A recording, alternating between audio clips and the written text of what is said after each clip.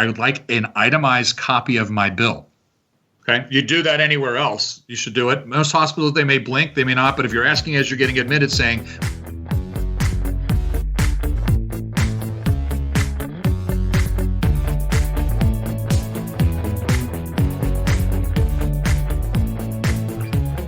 welcome to the FI Show, where you get a behind-the-scenes look into financial independence. Here's your host, Cody and Justin. Hello, everybody, and welcome back to another episode of the FI Show. This is the second episode in our little healthcare series we're doing here. But before we get into that, let's check in with my co-host, Justin. What's going on, man? Not too much. This past weekend, we just went up to a little town called Snook, Texas for Leslie's aunt's birthday. So just some more family stuff, enjoying the awesome weather we have down here, but not really doing just too much because we have a lot going on the next few weekends. So we're kind of taking it a little slow. But I did actually get a chance to have a virtual kind of local meetup with mostly people who are into FI out of Boston. As a lot of people know, me and Leslie moved from Boston down here to Austin, Texas. So it's good to catch up with them. And the funny thing is that topic quickly turned into what are people going to do about health insurance when they retire? So I think it's a timely episode. It's on a lot of people's minds right now. How about you, Cody? Definitely. Yeah, that's definitely something that's been on a lot of people's minds. I've seen a lot of chatter outside of FI, just in general, Facebook groups and people asking questions about health insurance. I know we're recording this right in the midst of the debates. No matter what side you're on, there are things that are changing in health insurance. So that, yeah, there's definitely a ton to consider. We had a pretty eventful weekend. On Friday, we went to this haunted house thing. We went out to dinner in Connecticut. Saturday, actually had a friend's birthday. And then on Sunday, we had Lauren's cousin's birthday party. So a lot of birthdays, a little bit of haunted house action, but it was an overall pretty fun weekend. But that's enough about us, Justin. Let's take a quick moment for our partner. Keeping track of your net worth is one of the most important things you can do on your journey to financial independence. If you don't have an idea of what your net worth is, there's no way that you can keep your quote-unquote score. One of our favorite tools to keep this score is called Personal Capital. If you haven't already started using it, it's an online software that basically compiles all of your data, it crunches all your assets, all your liabilities, and spits out a net worth number and allows you to track it day by day, month by month. Yeah, Cody, one of the big things that hold people back when they're doing activities like tracking their expenses or tracking their net worth is just they look at it as a big burden, and this allows you to go in with one username and one password and access as many financial accounts as you have. These can be loans, these can be 401ks, these can be HSAs, bank accounts, credit cards. They're all linked there. The other thing I really like about Personal Capital is it's very investing focused. So you can go in there and look at your allocation across your entire portfolio. So you don't just look at your allocation in one type of account, but your allocation as a person completely. And if you want to use the same tool that me and Cody use to track our net worth, which is completely free, you can do so at thefishow.com/PC. That's thefishow.com/PC. And on today's show, this is the second part of our healthcare series. We have Scott Heiser, the author of Healthcare is Making Me Sick. And what Scott did in this episode was took healthcare from a more general sense. So last week, if you caught up on last week's episode with Lynn and Jackie, we talked about healthcare specifically within the financial independence lens. So like how can entrepreneurs, how can people who are traveling all the time, people who have these unique situations that we see a lot of times in the FI community, we talked a lot about HSAs and stuff last week, but this week, Scott gave us a lot of really tactical tips, and whether or not you have an abnormal, let's say abnormal, tongue-in-cheek lifestyle like a lot of people in the FI community, he talks about how you can use transparency tools, how you can kind of shop for doctors like you shop for a pair of sneakers online. He also gets into talking about how you can vote with your feet or with your money. Like you can go to the hospital that maybe is 10 miles down the road because that hospital is cheaper or because of X, Y, or Z. So Scott really gets into the nuances of how you as a healthcare consumer can start to make the most informed choices, get the most bang for your buck, and keep yourself in the best health situation possible.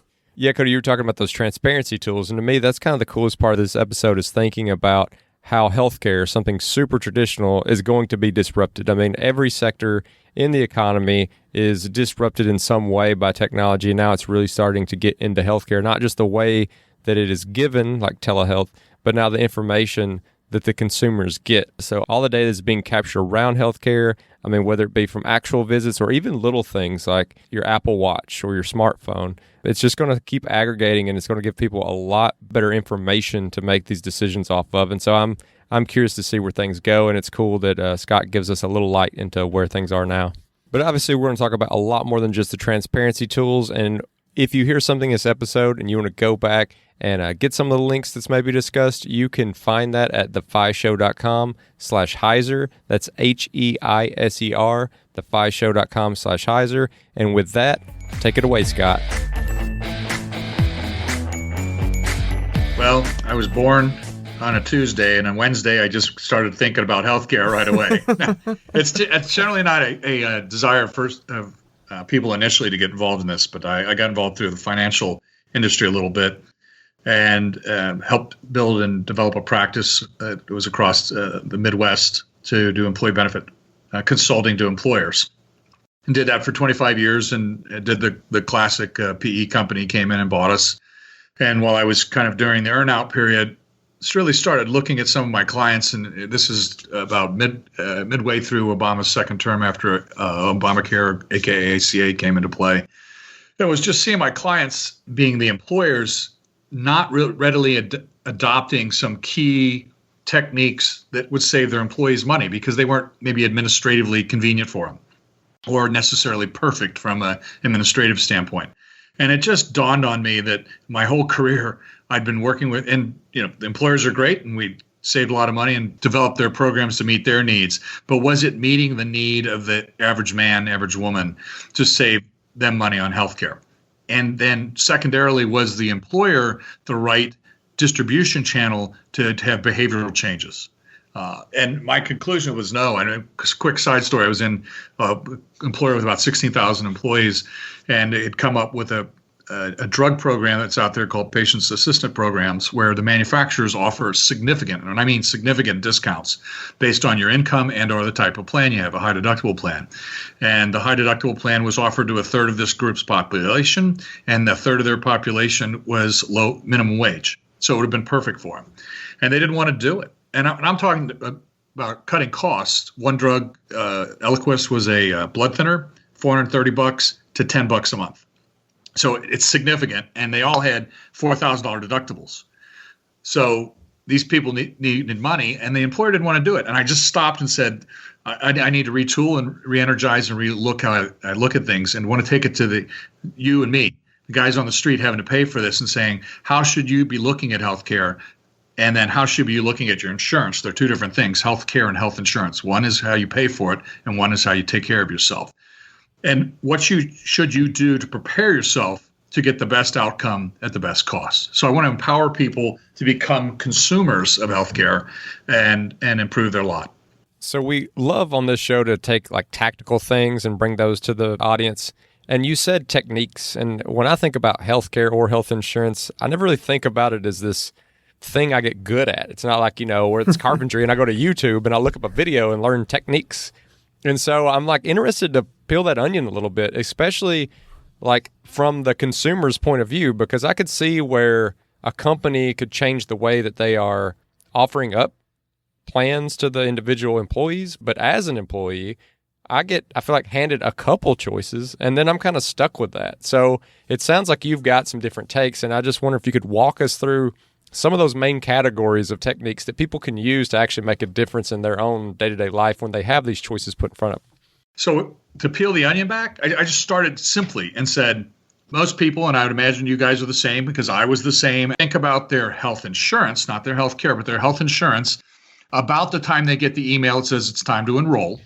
And they're given about 2 weeks, and they wait about 13 days before they start. They pick it up and they do it, and they basically say, what did I have last year? How much more is it this year? If it's about the same, done. And that's the extent of the thought process that goes into it. All right, so let me go on the doctor side and picking a provider. So if you're going to pick a provider, now you know who you are. Now you need to go use the phenomenal budding transparency field in healthcare. What you've got is Silicon Valley really taking off and wanting to get into 1/6 of the economy, which is the healthcare arena. And they're building transparency tools. They're building wearables. You look at Apple, Google, Amazon. So you can now get, when I say transparency tool, how does that apply picking a doctor? What you can get with a number of different sites out there is cost and quality of providers. You can look up a provider by your region and say, How many procedures have they done? What percentile are they in of their specialty of the procedures that you're going to have performed? So you'll go and look up, and I need to have a hip replacement. I need a knee replacement. You can literally research doctors in your area. You can research doctors out of your area to determine who's doing the most of those, and whoever's doing the most, volume's king. They're usually doing the best, and you can get the costs. So now you can, instead of just going purely on a referral or who you know down the street, you can start to get a good quantitative and qualitative information to start making decisions that'll provide you better outcome and potentially better cost. Same with your insurances. And I'll just quickly touch the insurance side. If you're going to pick an insurance plan, you have estimated what you think you're going to spend next year because you did your health profile. So now you have your health profile. You think you know what you're going to spend. Now look at the plans, and it's real simple. Here's the technique, and it's a pain in the rear end to do, and no one wants to do it, but it's do the math. You got to look at all the components. You get a premium that you pay monthly, guaranteed. And then the plans will have deductibles, co-insurance, co-pays that you pay if you have claims.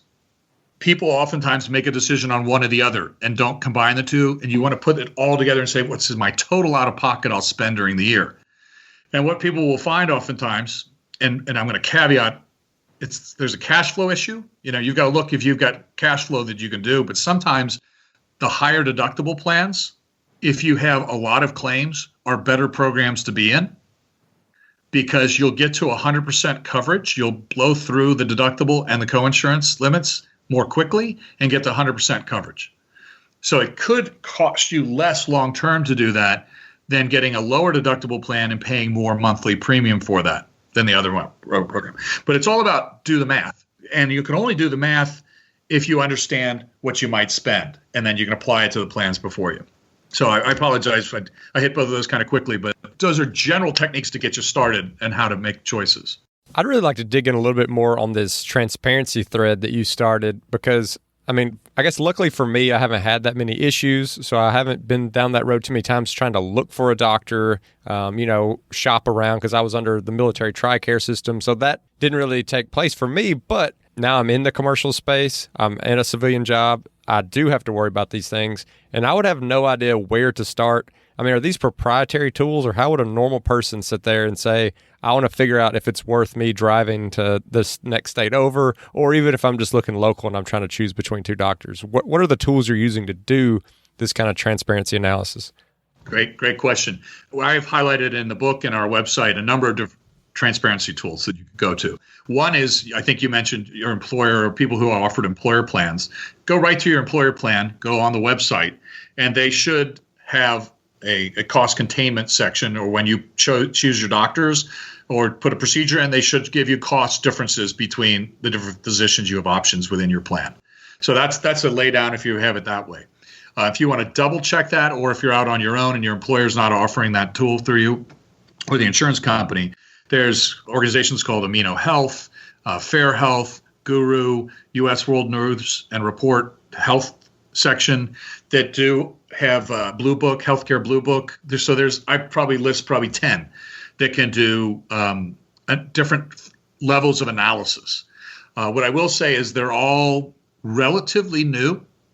So you will as you look at one to look to the other, you think, the same doctor will come up, and I'll be able to compare two different databases and come up with the same answer.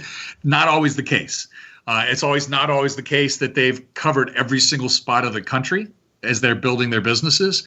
So what I encourage people to do is try them all, look at them, and then compare the different databases and come to your own conclusions. But what it'll definitely do is it'll give you a starting point directionally, data to work off of, that then if you peel back and you go to your primary care physician and get their opinion, you can get referrals from your friends and family and other people that have had the procedures. So that's what I would recommend people with a certain condition to do. On the other side of how much you spend and is it worth your time, that's doing the math again. Look at the plan you have. What are your deductibles, your coinsurance? Is it worth you if you have a $5,000 deductible and then you go to 100% coverage and you're in San Francisco and you only have $50 more on your deductible so you're at $4,000, what did I say, $4,950? there's a high likelihood most people aren't going to drive to Phoenix to do that. Now, I think that's a problem with our healthcare system, because your employer or the insurance company that should be incentivizing you to find the lowest place. Those plans, I think, ultimately will get here. They're not here quite yet, but we should be all shopping like we do, or a pair of gym shoes or a TV or our phone. And one of the excuses everybody has about why they don't shop, it's too complicated. All right, so let's do a little role reversal. For you guys, you're a bit younger than I am. So when you look at technology, piece of cake. You're rolling off of it and no big deal.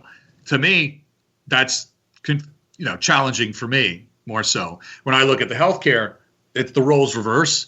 My point would be is everybody has the capacity to do it. It's the interest in doing it.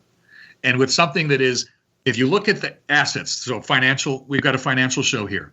What is the greatest asset you ever have in your life? That's your life. I mean, that is the greatest asset. And we spend the least amount of time focusing on, most people do, spend the least amount of time taking care of themselves and spending on time to it. So I'm trying to encourage people to spend a little bit more time. The information is there. It takes some work, but so does figuring out the right phone. And think if somebody picks a phone, what phone plan, what areas of coverage is covered overseas? There's so many questions layered on it. What apps can I get off of it? It goes on and on and on, as does the healthcare. So it's your interest level. And if you spend a little bit of time with it, and you probably won't spend time with it until you have a cause, but take a step back when you have the cause, like any business problem you have or financial problem. Don't just rush through, step back, because I'll give you a side note on this. When you have a health condition, a serious health condition, statistically it's been found that you lose 70 to 75% of your cognitive reasoning.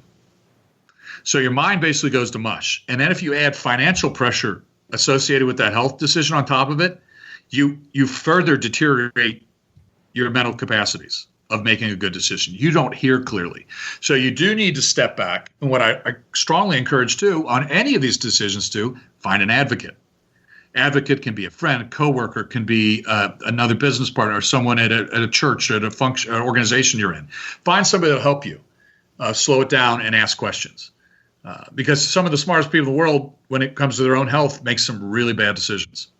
I kind of want to take this to just quickly to like a 10,000 foot view, because I mean, this confuses me a lot, and people will ask me because they know I'm like, know stuff about finance, but I don't know the answer to this question 99% of the time. Like, what does insurance actually cover? And obviously this could go on for an hour. You could answer this question in as many ways as you possibly can, but from a really high level, like how can you kind of think and conceptualize that question? Man, this is, you led into that question very well, that it could go on forever. And this is the part where people usually snooze and tune out. And I even wrote in my book, I said, please, or just read with me, bear with me. If you understand some of these things, it's like pulling teeth, but you need to have them. Not exciting, stimulating information. So basically, the plans out there, the ACA compliant Obamacare plans, comprehensive programs. What there's 10 essential healthcare coverages that they cover, and we don't have time to go through this, but basically soup to nuts. They cover everything that can be seen out there that's currently being used. It's not experimental. So they'll cover all of those. Now, there will be amounts that you have to contribute before the plan starts to pay, and those differ based on how much premium you spend. So the higher the premium, and the amounts you have to spend are called deductibles, copays, and coinsurance. Deductible pretty straightforward, is you have to pay a certain amount of money before the plan starts to pay. Okay, you have $1,000 deductible, so you have to spend $1,000 before the insurance plan will pay anything. Secondarily, they have coinsurance, and what the plan says at that point is the plan will pay after you've spent $1,000. The plan will pay 80% of all claims of the next $3,000 of claims that come in, and you have to pay $20. And then after that $3,000 that comes through, the plan will pay 100% thereafter of everything. Then there's another category. It's a little bit of twist, and it'll come in on drugs and office visits and sometimes emergency rooms. They'll have copays. So regardless where you are in your deductible and your coinsurance, the copays will be assessed every time you go to a physician office, or every time you have a pharmacy, brand generic, there's different levels. So that's basically how that works and how the plans pay. And that's where I alluded to earlier. So you have to do the math, because you might, if you have a higher deductible plan, maybe it's a $5,000 deductible instead of the $1,000 I talked about, you'll get a lower monthly premium, and that's the amount you have to pay to have that insurance program. So you're spending less money guaranteed on a monthly basis. And if you have a large claim that comes in that's over $5,000, you might get there quicker than going through deductibles and coinsurance and get to the 100% coverage more quickly. So you end up getting 100% coverage faster for a lower price. And you would have spent the same amount of money, but spent more to have a lower deductible. Try to explain that well. That's hard to see without math on a piece of paper. But that's where you got to really sit down and do that math with it to see what makes the most sense. But then it comes back to what you guys probably deal with all the time, is cash flow. So yeah, Scott, that sounds all great and good, but I ain't got $5,000 to just throw around if I get sick. What do I do with that? And that's where you can get creative. And that gets in some of the book where I said, if you've developed a good relationship with your physician, you're effectively communicating, you've got to negotiate with them. It's like buying anything. You should ask what the price is. And that's very uncomfortable sometimes, but you should ask price, you should ask payment plans. You can ask, and usually most doctors that you have a good relationship with, if you say, look, this is on my bill, this is on my dime, I got this $5,000, can you help me? What can you do? People have been known to get payment plans for their doctors for their deductible. Pay over time, not all up at front. They've been known, if they pay cash on certain parts, they can get 15% discounts.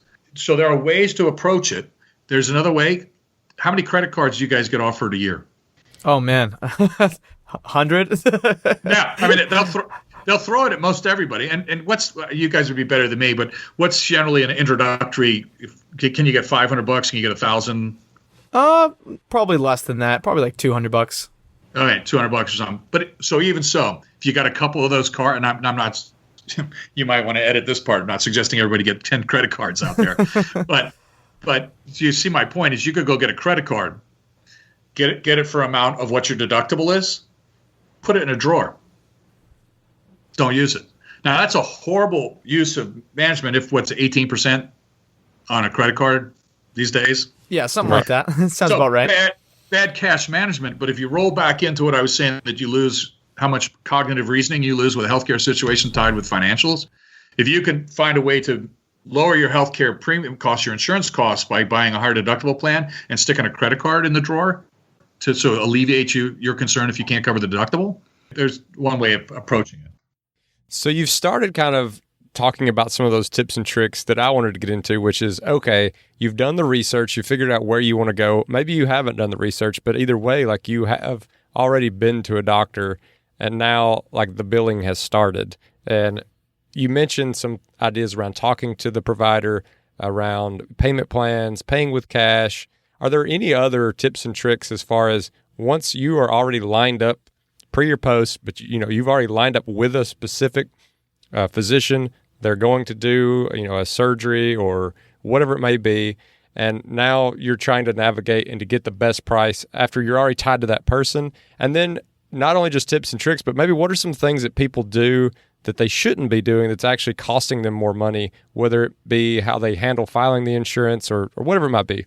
We will be right back after this quick word from our sponsor. If growing an e-commerce business is your focus, you need a platform that's focused on growth. I know we have a ton of entrepreneurs, small business owners in the Fi Show audience, so that's where Klaviyo comes in. Klaviyo is the ultimate e-commerce marketing platform for online brands. Whether you're just getting started out or running a well-known brand, it gives you everything you need to send memorable branded emails, text messages, and more, so you can build those strong relationships that you need to run a successful online business. With automations, insights, precise targeting, Klaviyo is a faster way to turn your great ideas into great customer experiences. That's why it's trusted by more than 40,000 brands like Living Proof, Huckberry, and 8 Sleep. Klaviyo customers actually saw an average of a 41% increase in overall revenue within 5 months. So if you want to learn more about how you can grow, how you can build a better customer base with Klaviyo, visit klaviyo.com/grow to get started with a free trial today. I know it's not the easiest to spell, so that's Klaviyo, Klaviyo.com/grow. Okay, let's start first things first with you've got a procedure, you know you're going to do it, you've picked the doctor, and let's just say you've done all the work and it's the right person to do it at the best outcomes. What you want, and let's call it a surgery that you're going to go into a hospital with. What you should always do, and 99% of people don't, when they ask you to sign the paperwork when you're being admitted, don't say you'll pay. There's lines in there that'll basically say you'll pay anything. You'll pay anything that's submitted to you. This is about the balanced billing area. What you're willing to pay is what your plan pays, and up to that limit and no more. So that's number one. The other thing you should do is you said, I would like an itemized copy of my bill. Okay. You do that anywhere else. You should do it. Most hospitals, they may blink, they may not. But if you're asking as you're getting admitted saying, when I leave, I want an itemized listing, because you may be able to find where they've double paid you or not, double charged you, for certain situations.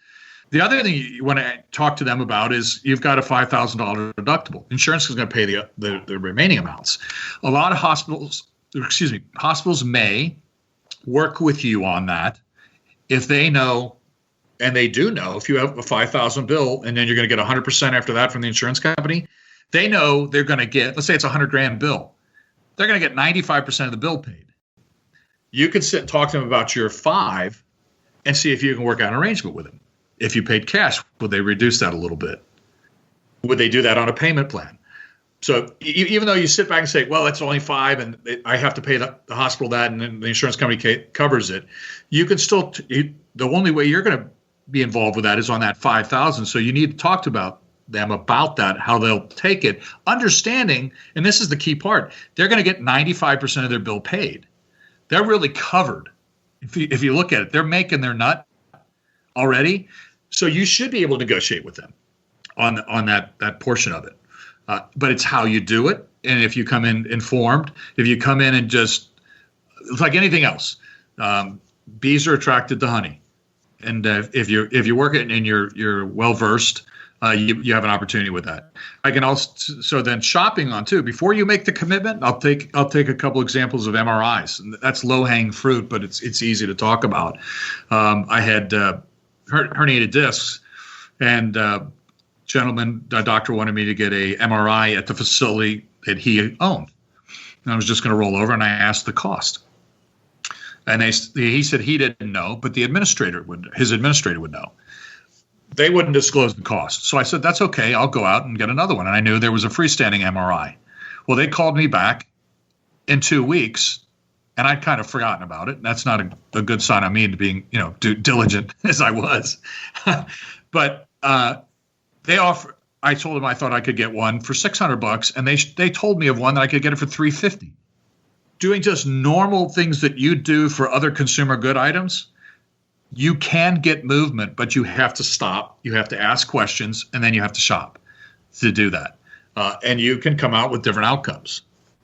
I want to kind of pivot and talk about your book for a little bit. And I know we've mentioned it in passing, and I know you've referenced it a couple of times here, but something you just mentioned there, and kind of a theme, or at least something you touch on in your book, is just like some of the systemic issues we have in healthcare right now. Like you were saying, yes, at least they know they're getting their nut. Like the insurance company is paying 95% of that. And the fact that you as an individual have no say as to what that cost is kind of scary. One, those prices are just kind of inflating everything in the healthcare system. And I just want to get your take on what you see as some of the major flaws in the system, whether or not those flaws are getting addressed. Is it one major factor? Is it a confluence of many different factors? And basically just your thoughts overall on what are some of the major pain points right now in the healthcare system for an individual? Great. Good. You've got fabulous questions. They're way open-ended, wide universe questions. I should have covered this in the beginning. One of the major problems we have with the system is it's third-party system. We, the consumer, are not engaged in the purchase price. And what happens to any commodity product where the consumer is disconnected from the price and the decision? The prices go through the roof because somebody else is paying the bill. If I'll go back to the car analogy, if someone's going to offer me a Bugatti versus a Yugo, and I don't have to make a decision with it, I know I know what I chose every single time, except maybe for the insurance and gas. I could think about that, but that's the biggest problem. And what we have is the government providers and insurance companies sitting at the table negotiating with each other and having a good time with it. And there's games that go on in every single way. It's like any other business, doctors will throw the price up to X, and they'll do it X plus 10%. So when the insurance company comes in and negotiates and says, I got 50% off, the hospital gets what they wanted anyway, basically. And it just keeps rolling each year. And then the government's backstopping a lot of that. What I'm trying to do with the book and with everybody is to say, even though we may not be able to beat that right away, we deserve to be at the table, because you know who pays for that? Us. And the and we pay through health insurance, but people that aren't using their health insurance pay for it too, because it comes out in taxes. It comes out through Medicare, Medicaid taxes. We're paying for that. So we need to start asking the questions, using the transparency tools to have everybody slow down and say, wait a minute, I'm the consumer. I'm not upset. I'm upset with this. That's getting to your representatives and talking about it with them. It's using the internet to expose things. I mean, look at the hashtag #MeToo situations just a couple of years ago. Icons of the movie industry are gone, and it happened in lightning quick speed. So let me roll forward on that. So I'm the most encouraged I've been in a number of years because of a couple of things. Obamacare legitimized cost shifting to the general individual. Everybody has high deductible plans now, so everybody's feeling pain, whether you're an employer or you're buying it on your own. The transparency revolution, I think is an appropriate word, has started, and it's well underway. And once that genie gets out of the bottle, you can't put it back in. And number three, as a society, I mean, you've got 80-year-olds and 8-year-olds using iPhones and Google phones and all the phones and using technology, and it's at your fingertips, and it's an acceptable way of doing and running your life. And when you put those three together, I think it's a really open window. The aperture is wide open for a consumer to start to make an impact if they take the time and effort to use the tools and have some communication with the players in place. Because those players in place aren't really going to move until I think the consumers do it. Now, there's some things going on. Amazon, Berkshire, and Chase all formed an entity two and a half years ago.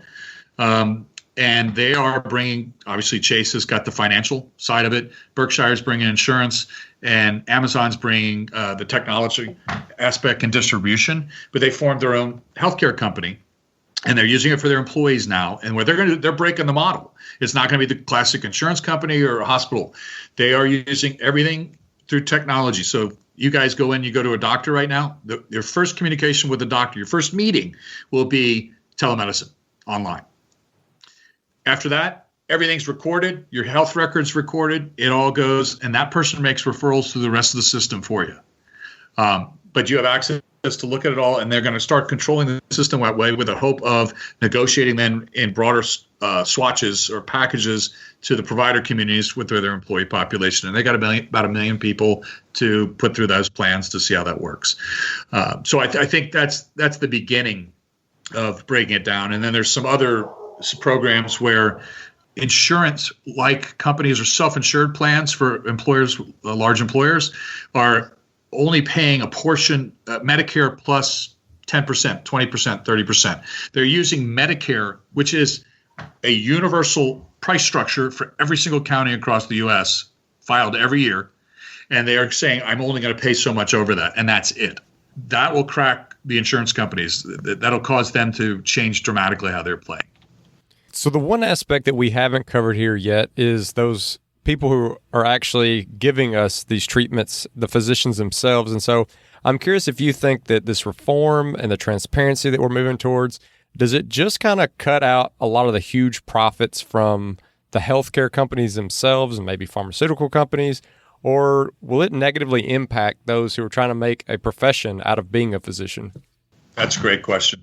Yeah, because everybody will have to play. A lot of the physician practices now have been bought by hospitals, and that's a byproduct of the ACA program with Obama. But there are still independents out there, and more so the specialists. They will have skin in the game. They have skin in the game now, so they will bear some of the cost pressures, as the hospitals get pushed or the insurance company gets pushed. Insurance company gets pushed, the hospital gets pushed. The hospital gets pushed, they're going to push the physicians downstream. So yeah, they'll bear some of that, a portion of it.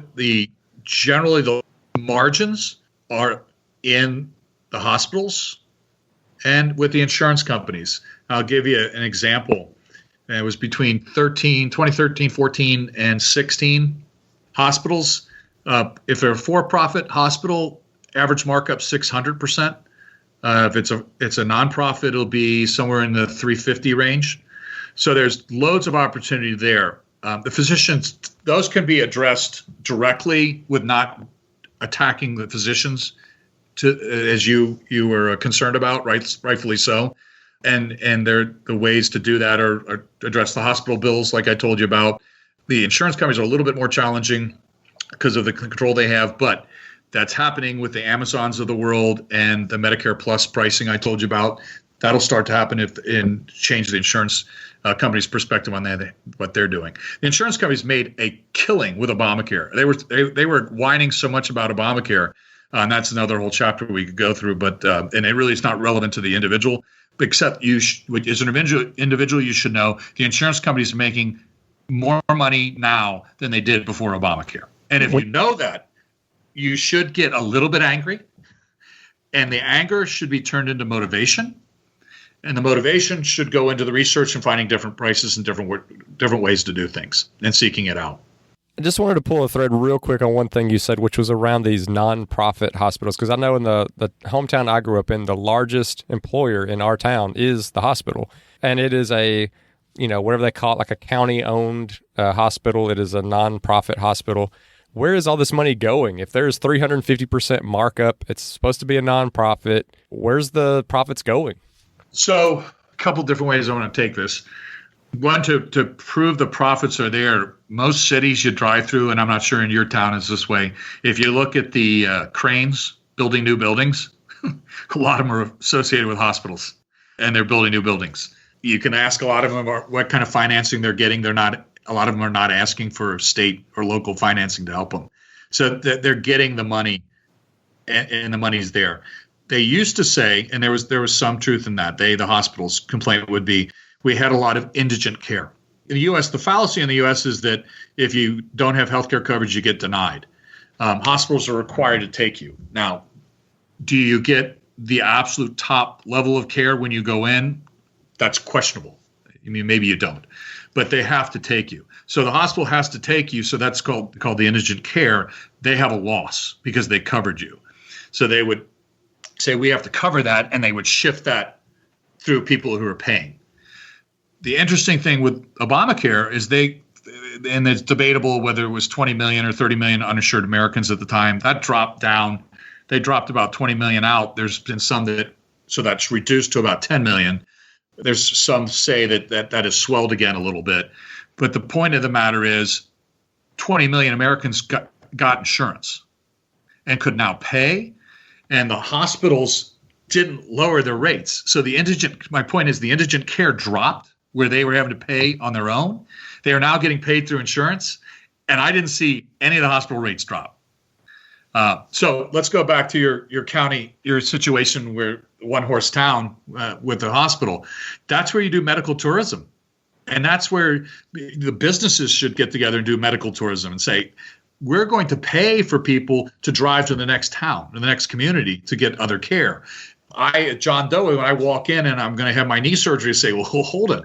It's worth me driving to Pittsburgh or wherever I need to drive to do it. Drive to Houston and Austin's got great healthcare with UT. But my point is, you have to vote with your feet and your pocketbook, and that's the only way they start doing it. And I know that does it because I worked in some small towns and consulted in them, and the hospitals would make different choices when they saw people moving away. But it takes a collective effort, again, individually, and then through maybe some of the local employers to do that.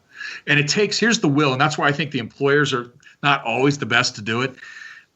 It's not in their DNA to be running health plans. It is in ours. So that's why I'm trying to incentivize people to see that they can have a voice and make a difference, even in one-horse towns. One of the last things I want to touch on here, and you've used the word employee. I know at the beginning you're saying, people are lazy. They're just going to pick the same health coverage they had last year. But unfortunately, in 2020, and with open enrollment coming right around the corner in a couple of weeks here, a lot of people do not have those same jobs anymore, or they just recently lost their job. Whatever the time frame might be, I know it's different, whether it's like within 60 days. But what are some options available to people who either just lost their job a couple of weeks ago, or maybe they've been jobless since the start of COVID? Yeah, it's a fantastic question, and one that got the hackles on the back of my neck going up. And it was more during March, April, and May, when the press would come out and talk about the horrific situation. Everybody's losing their job and they're losing their health care, and the world's crashing and these people are going to die on the street. And that would be the end of the article. And of course, they did lose their job and they did lose their health insurance and they had health bills. The one thing about Obamacare, there's a couple things about Obamacare, and I was more of an opponent than a proponent of it, but it did away with pre-existing conditions, meaning if I'm sick, I can get health care still. It made coverage unlimited. It couldn't be capped. And so that was a great thing too. And then it allowed people to make choices with those two determinants and get coverage when they needed it, with the subsidies that it offered. So it offered subsidies. And what I would have found fault with these papers and these newscasts is they didn't say, here's what Obamacare does for you. It's out there. It exists. If your income, the way you report your income in applying for health insurance through Obamacare is on a prospective basis. It's not on a retrospective basis, meaning if I don't have to show my W-2 or my earnings from the previous year, and that's what I'm going to be held to. It's what I think I'm going to make. Couple that with if I lose my job, and I get to do that every year, once a year at open enrollment. If I lose my job, that's called a qualifying life event. I'm allowed to now reapply for health insurance. And I can now say, my income, I've lost my job.